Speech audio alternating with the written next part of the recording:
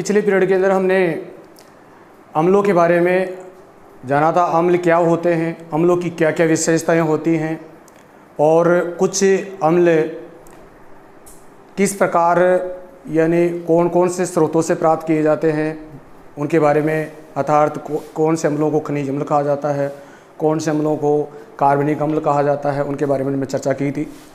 अब हम देखते हैं क्षार क्या होते हैं, उनके क्षारों के बारे में हम चर्चा करेंगे। तो देखिए, क्षार यानी वे पदार्थ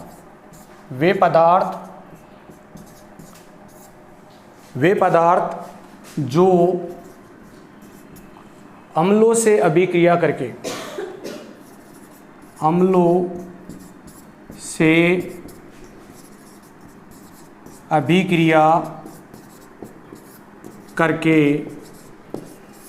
नष्ट कर लेते हैं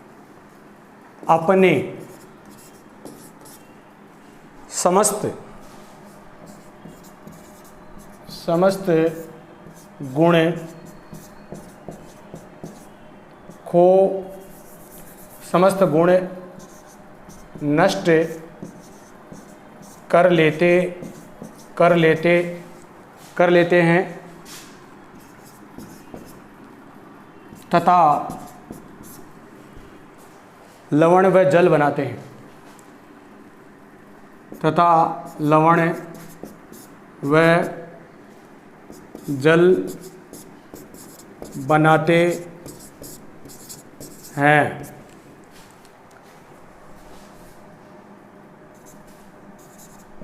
क्षार कहलाते हैं। यानी वे पदार्थ जो अम्लों से अभिक्रिया करके अपने समस्त गुण नष्ट कर लेते हैं तथा लवण व जल बना लेते हैं, क्षार कहलाते हैं। या वे पदार्थ जो जलीय विलयन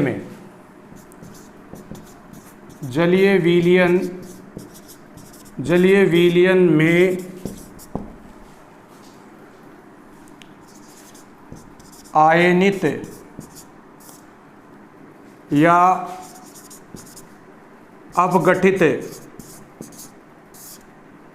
अपघटित होकर हाइड्रोक्सिल आयन बनाते हैं।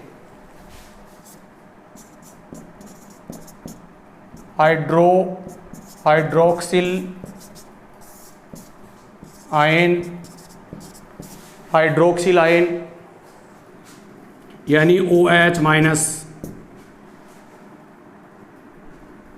देते हैं।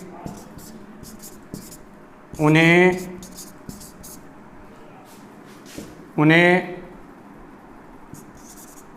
क्षार कहते हैं।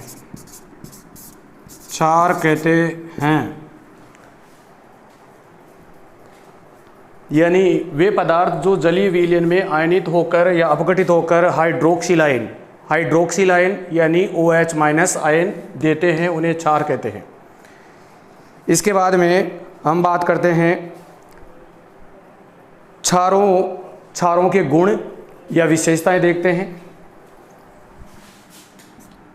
क्षारों के गुण या विशेषताएं। क्षारों के गुण या विशेषताएं। क्षारों के गुणों में हम सर्वप्रथम देखते हैं, ये स्वाद में कड़वे होते हैं। ये स्वाद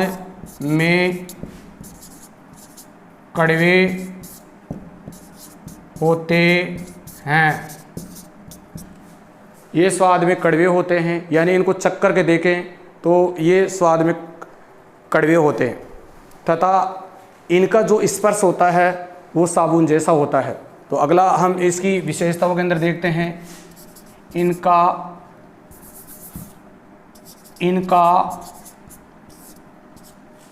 इनको स्पर्श करने पर इनको स्पर्श करने पर साबुन जैसा व्यवहार होता है, साबुन जैसा व्यवहार होता है। इसी प्रकार से अगली जो विशेषता है, यानी देखिए दोबारा से, ये स्वाद में कड़वे होते हैं, इनको स्पर्श करने पर साबुन जैसा व्यवहार होता है, या साबुन की भांति ये लगते हैं हमारे को। इसके बाद में ये अगली जो विशेषता है, ये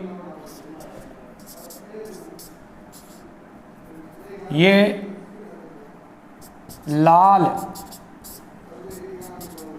लिटमस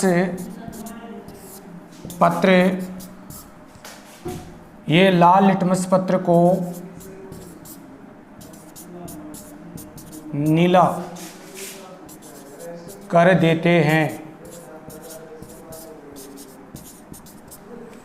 यानी क्षारों की जो विशेषताओं के अंदर हम बात करते हैं, तो उनके अंदर हमने देखा कि ये लाल लिटमस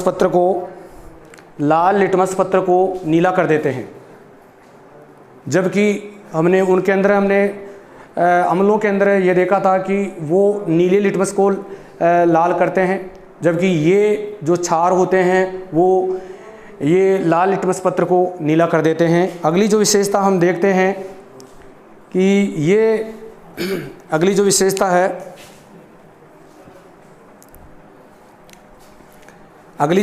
है, ये जलीय विलयन में,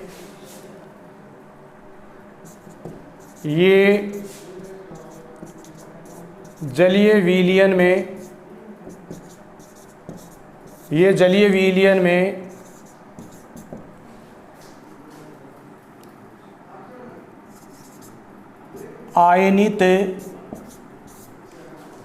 या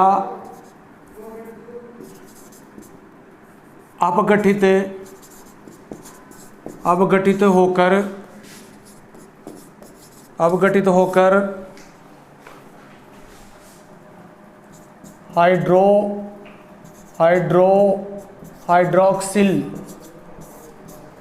हाइड्रोक्सिल आयन यानी OH- देते हैं। यानी कहने का तात्पर्य ये है, क्षारों की जो अगली जो विशेषता है उनके अंदर हमने देखा कि ये जलीय विलयन में आयनित होकर या अपघटित होकर हाइड्रोक्सिल आयन यानी OH- देते हैं। जैसे NaOH, इसको हमने इसका जो जलीय विलयन बनाया, जलीय विलयन में अब इसको ये अपघटित हो जाता है और ये Na+ एक्वेटिक यानी जलीय अवस्था में, इसके बाद में प्लस OH- ये भी एक्वेटिक, तो ये देखिए हाइड्रोक्सिल आयन मुक्त करते हैं या हाइड्रोक्सिल आयन देते हैं। इसके बाद में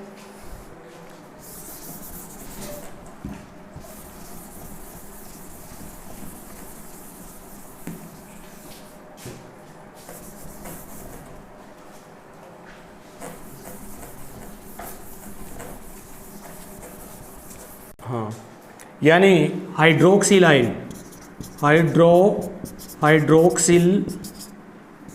हाइड्रोक्सिल आयन यानी ये जलीय विलयन में आयनित या अपघटित होकर के हाइड्रोक्सिल आयन यानी OH- देते हैं उन्हें। यानी ये क्षारों की प्रमुख जो विशेषता है वो है NaOH एक्वेटिक, इसको जलीय अवस्था में, इसके बाद में ये अपघटित होकर के Na+ और OH- आयनों में व्यक्त हो जाता है और ये हाइड्रोक्सिल आयन देते हैं। इसके बाद में हम बात करते हैं, ये अगली जो विशेषता है, ये धातुओं से क्रिया करके, ये धातुओं से क्रिया करके, ये धातुओं से क्रिया करके हाइड्रोजन गैस दे भी सकते हैं तथा नहीं भी दे सकते। ये धातुओं से क्रिया करके हाइड्रोजन गैस दे भी सकते हैं तथा नहीं भी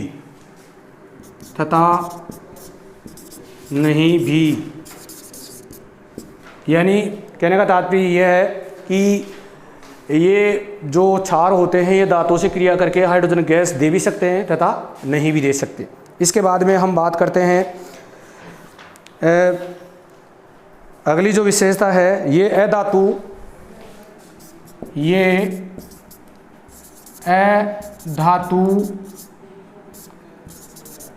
ऑक्साइडों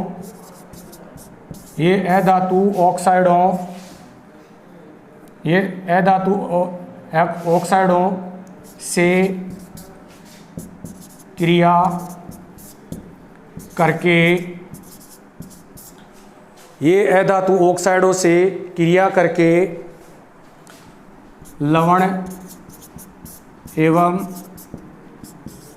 जल बनाते हैं।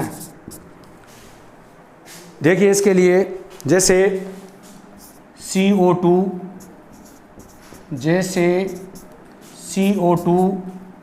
और कैल्शियम हाइड्रोक्साइड यानी CO2 प्लस कैल्शियम हाइड्रोक्साइड, और ये क्रिया करते हैं और क्रिया करने के बाद में CaCl2 कैल्शियम डाइक्लोराइड प्लस जल प्रदान या जल बनाते हैं, H2O जल बनाते हैं। इसी प्रकार से अगली जो विशेषता है, हाँ ये सॉरी यहाँ पर CaCO3 कैल्शियम कार्बोनेट लवण का निर्माण तथा जल का निर्माण होता है। क्षारों की जो अगली जो विशेषता है, ये विद्युत के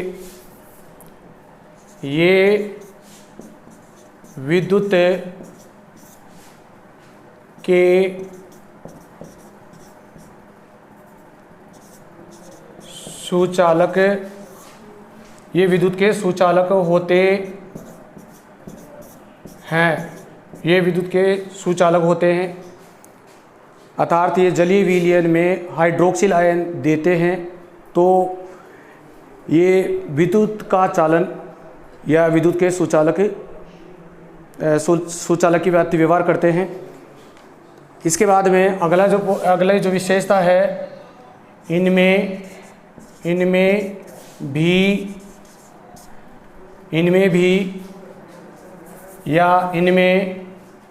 भी संक्षारण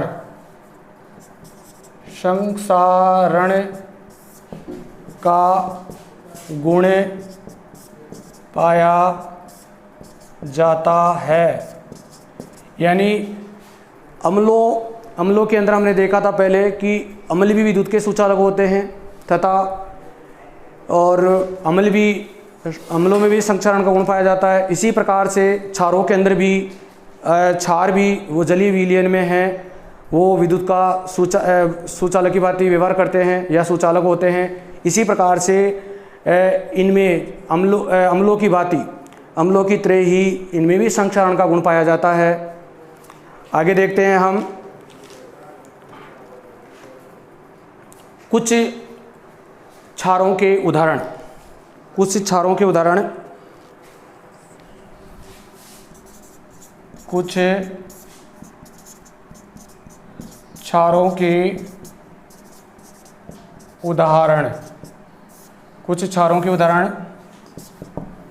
देखिए, सोडियम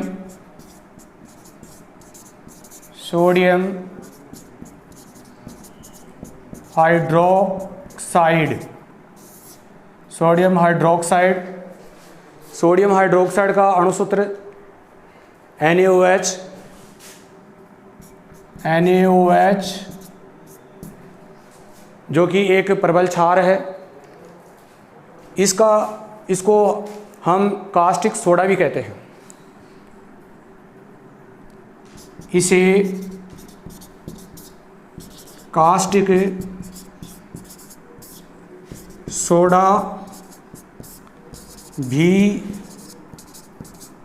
कहते हैं। इसके अलावा इसके बाद में हम देखते हैं potassium hydroxide. Potassium hydroxide, potassium hydroxide यानी इसका अणुसूत्र KOH होता है, KOH होता है। इसे कास्टिक पोटास भी कहते हैं। कास्टिक पोटास भी कहते हैं। इसके बाद में हम बात करते हैं और भी अनेक क्षार हैं, जैसे एल्यूमिनियम हाइड्रोक्साइड, एल्यूमिनियम हाइड्रोक्साइड यानी AlOH कोष्टक 3।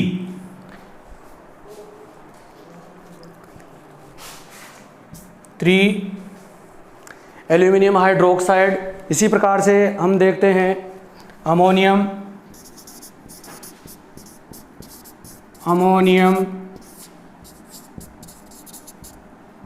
हाइड्रोक्साइड, एल्यूमिनियम हाइड्रोक्साइड यानी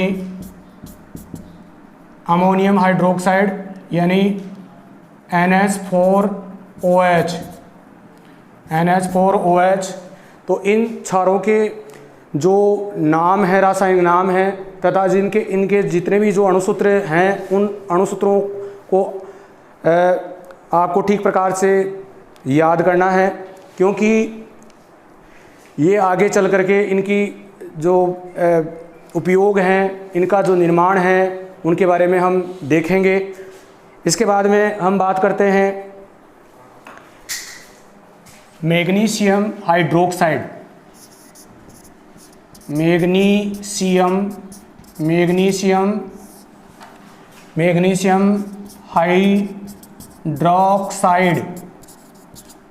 मैग्नीशियम हाइड्रोक्साइड यानी इसका जो अणुसूत्र होता है Mg कोष्टक OH2, Mg कोष्टक OH2। इसे मिल्क ऑफ मैग्नीशिया भी कहते हैं। इसे मिल्क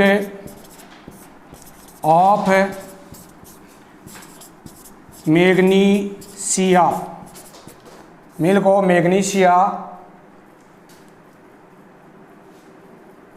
मैग्नीशिया भी कहते हैं। यानी मैग्नीशियम हाइड्रोक्साइड, ये इसका सूत्र Mg कोष्टक OH2, ये एक दुर्बल क्षार है।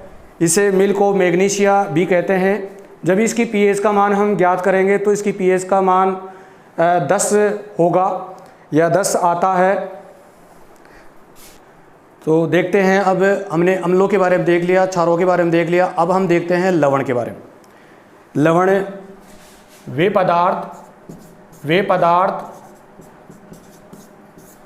पदार्थ जो अम्ल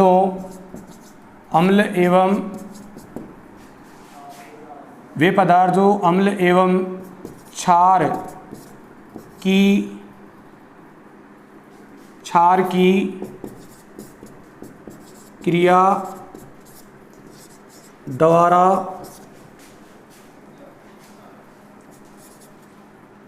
बनते हैं उन्हें लवण कहते हैं। अर्थात उदासीनीकरण अभिक्रिया द्वारा बने जो उत्पाद होते हैं वो लवण कहलाते हैं। अर्थात उदासीनीकरण क्रिया द्वारा बने पदार्थ लवण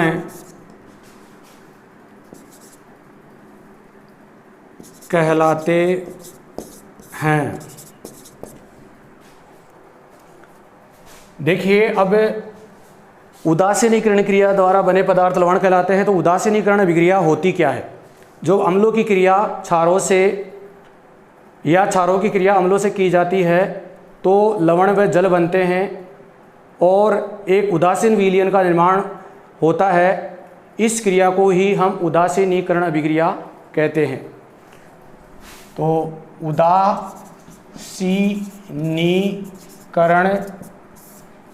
क्रिया क्रिया या अभिक्रिया, तो अम्ल प्लस क्षार रिएक्शन लवण प्लस जल, तो अम्ल HCl plus NaOH reaction NaCl plus H2O, ये लवण है और ये एक उदासीन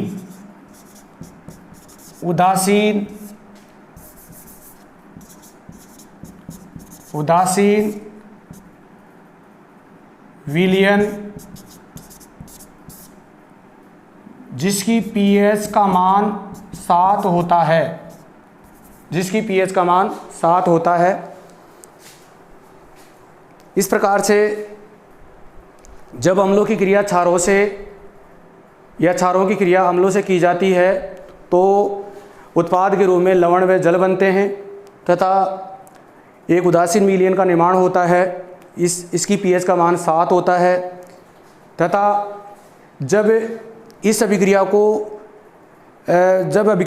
या अम्लों और क्षारों को एक साथ किसी पात्र में मिलाते हैं तो इनके पात्र गर्म हो जाता है तथा विलयन भी गर्म हो जाता है, तो ये अभिक्रिया होने के दौरान ऊष्मा का उत्सर्जन भी करती है। अतः यह एक ऊष्माक्षेपी अभिक्रिया है।